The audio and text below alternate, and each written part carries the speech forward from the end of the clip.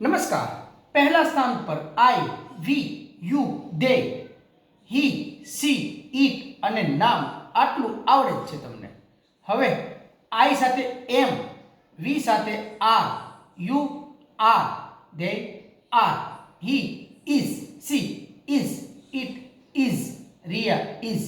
આ એક વચન, આ બહુવચન, આ એક વચન બહુવચન, આ તો માત્ર બહુવચન જ અને આ એક વચન. હવે એક શબ્દ છે hungry. I am hungry. Hungry એટલે ભૂખ્યો. ક્રિયા નથી. આઈ એમ હું છું. શું? ભૂખ્યો. હું ભૂખ્યો છું. છત્રીનો છો એટલે વર્તમાન કાળ. તો આપણે શીખી રહ્યા છીએ to be am is are સાથે વર્તમાન કાળમાં. આઈ એમ હું છું ભૂખ્યો. આઈ એમ દીપક હું દીપક છું. આઈ એમ ફાઇન હું મજામાં છું. આઈ એમ હેપી હું खुश છું. That's it. દિમાગ पे डालो जोर तो नहीं रहोगे कमजोर. वी आर અમે છીએ. યુ આર તમે છો.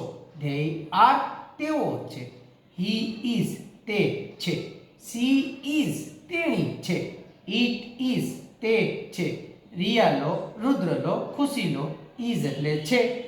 એકવચન, બહુવચન, એકવચનના કોન્સેપ્ટ સાથે કરો Gujarati two English, English two Gujarati. Simple funda એટલો છે, જો ખબર હોય ને શું બોલવું છે તો વાક્ય બની શકે. હવે આ હંગ્રી શબ્દ કોઈ ક્રિયા નથી, આ નામ છે. શું બતાવે છે? માહિતી આપે છે, સ્થિતિ બતાવે છે કે હું છું ભૂખ્યો, ખુશ, દુઃખી, વ્યસ્ત, મજામાં. કોઈ ક્રિયા નહીં. ક્રિયા વગરનો શબ્દ મૂકો ને એટલે બને શું?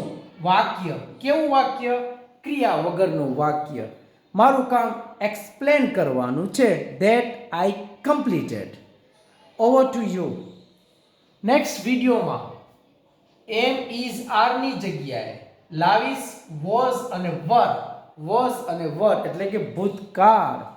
ત્યાં સુધી I want your suggestions or work. Thank you.